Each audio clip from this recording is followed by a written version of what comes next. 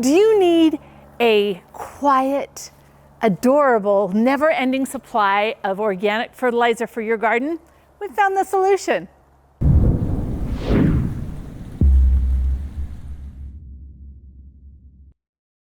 Hey Provident Preppers, I'm Kylene, and today I want to talk about how to create a perpetual supply of meat and organic fertilizer with very, very little work.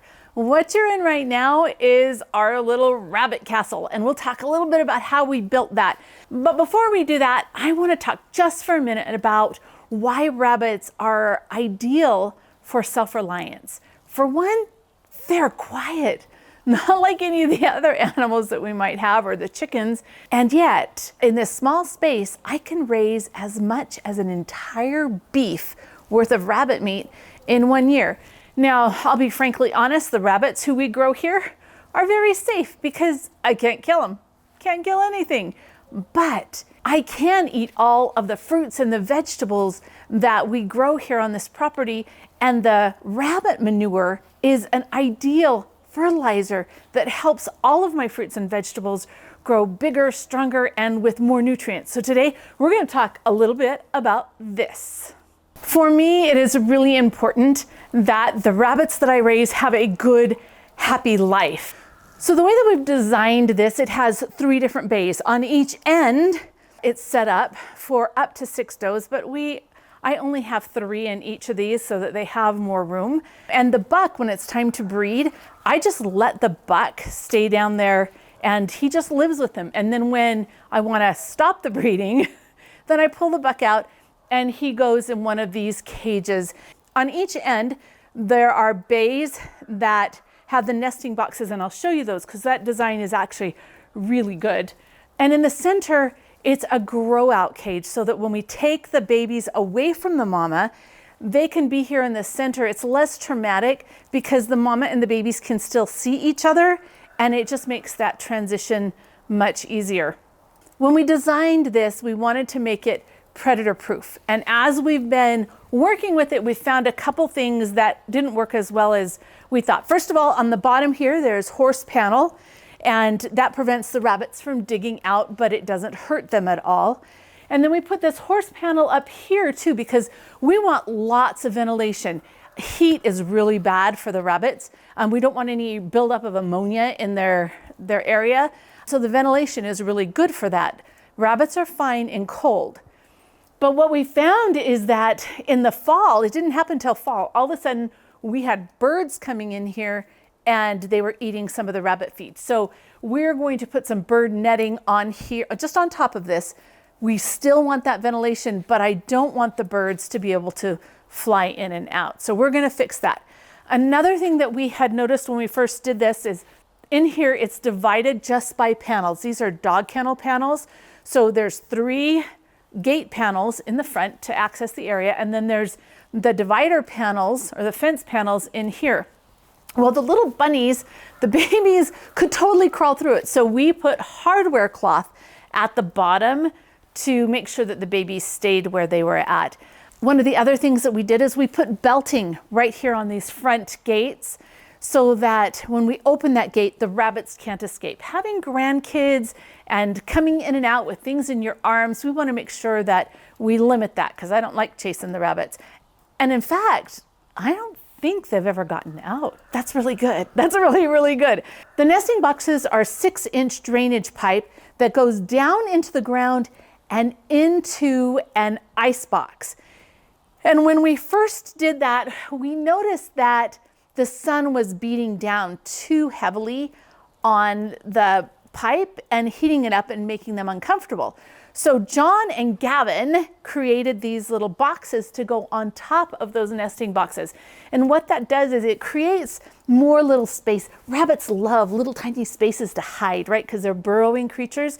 So they can go there and they can hang out, they can go down into the tube, but the sun doesn't ever warm up the tube. The other thing that it does is because this is so open, sometimes you might get rain in here or snow, like right now there's snow in here, and it prevents that from going down into their hole. Another thing that we did with the design here for drainage is that we've got that fence wire, but this is built right on the ground because we want everything to drain down into the soil, because that actually provides fertility to other things that I'm growing around here. So that's a really good thing. If you notice, this is on a slant. This is the place where we had to put it. But because it's on a little bit of a slope, we won't ever have water puddling here. The only place the water is going to puddle if it floods or if we get a whole lot of rain is on the other side of that, so we can keep our bunnies dry and safe. One of the things that when we designed it, we designed these cages up here where it's highly convenient for me to work, so that I have some back issues, and so I don't have to be stooping and lifting. It's just a really convenient height. These are the barrels that we keep the pellets in, and they're eating pellets here during the winter time. We always give them pellets, but most of the time during the growing season, they are eating very, very few pellets. I mean, I've got a whole book about different things that they can eat that normally people would be taking to the green waste. For instance, when I pruned my grapes this year, the bunnies went wild. They were so excited. I just brought my prunings in here and plopped them right down on the ground, and within just a couple of weeks, it was gone. So if you think about that, and like I am doing these for the fertilizer, right? To make everything else grow better. Well, the diversity of what these rabbits are eating is incredible. They get comfrey, they get all kinds of different, from pumpkin to whatever is left over. It's amazing. And if they don't like it, they won't eat it. But for the most part, these guys, they just go crazy with the fresh stuff that we bring them. It lowers our feed costs significantly.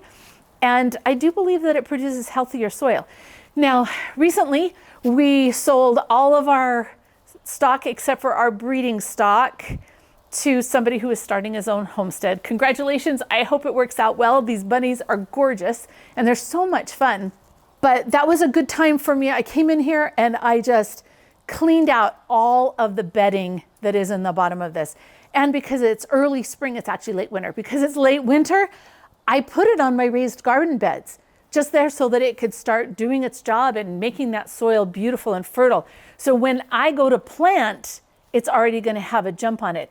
Then I like to do two things with my bedding. I like to put down straw, but I also like to put down dried leaves. All this bedding is going to be turned into just gorgeous compost by these bunnies. And by putting leaves and straw, I'm diversifying the nutrients. The bunnies actually like to eat a lot of dried leaves. So they can pick through and eat whatever they want, and then the rest of it just kind of gets churned in. And dry leaves are free. I have to pay for my straw. So anytime I can do things that are free, that's so much better for me. And now I want to take you behind and show you the compost that we are making behind the rabbit castle. Whenever possible, we want nature to work for us. So remember when I talked about the place we need to put the bird netting? That's right up there. But those rabbit hutches are covered by this roof and this repurposed metal back here to keep the wind off the rabbits, keep them nice and safe. And then their droppings fall down into here. And what we've done is we have taken used belting and put here, and then I've put all kinds of different organic matter, a lot of leaves, and we put paper in here, and there's actually some horse manure and some rabbit manure. I inoculated it with some composting worms, and composting worms love rabbit manure. And then what we did is we put a couple of chickens here. When we want to access this, all we have to do is unscrew these. This falls down, we can shovel it out, and then we've got beautiful manure. But those chickens, because what do chickens do? They scratch all day long, and they'll eat whatever they want out of there, which is surprisingly a lot more than you might think. But they're so happy because they have this huge run. Down here, I have a little chicken coop for them. It's just small. We bought it on Facebook Marketplace so that they would have a place where we could feed and water them, a place where they could go when it's really cold or out of the weather, whatever they need to do. But now, I'm not turning this compost. I'm letting nature do it, and I'm gonna grow magnificent things because of it. And it doesn't smell. Like every once in a while when you come in here, you might get a whiff if it's like just warmed up. But for the most part, this is a really good way to do it. So this setup is kind of ingenious. If you go to Manti Homestead, you'll see Nate and what he has done, and it was super cool. And then we talked to Brandon about it, who helped us build all this, and he had some good ideas that make this even better for us. So this just little prop rod comes up here. Here we have all of the buried ice chests. We keep blocks on them just to make sure that they're nice and heavy and the rabbits can't do it. But then this is where the rabbits, they like to go here and just hang out. This is where they'll have their little babies. And when they do, when the kits are born, they will actually block up the hole with some of the straw so that the other rabbits know, hey, this is taken, you can't come in here. But it's just super easy to access it. Doesn't take much work. One of the things that corrections we had to make is we had drilled holes in the bottom for drainage and in the top sides, but then we found that it probably wasn't enough air. So right here on the sides, you can see that they're the pads that you put on the bottom of your chairs so that it doesn't scratch the surface of your floor.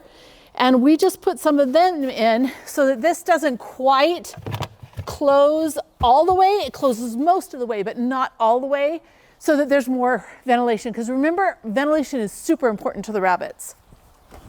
In this space that is about 32 by 10 for the base building, but then we've got a couple feet this way, and then those little nesting boxes take it out a couple feet more on each side. But in this concise little space here, I've created an amazing place where my grandkids can come, play, interact with nature. I can produce a massive amount of organic compost and grow so many fruits and vegetables.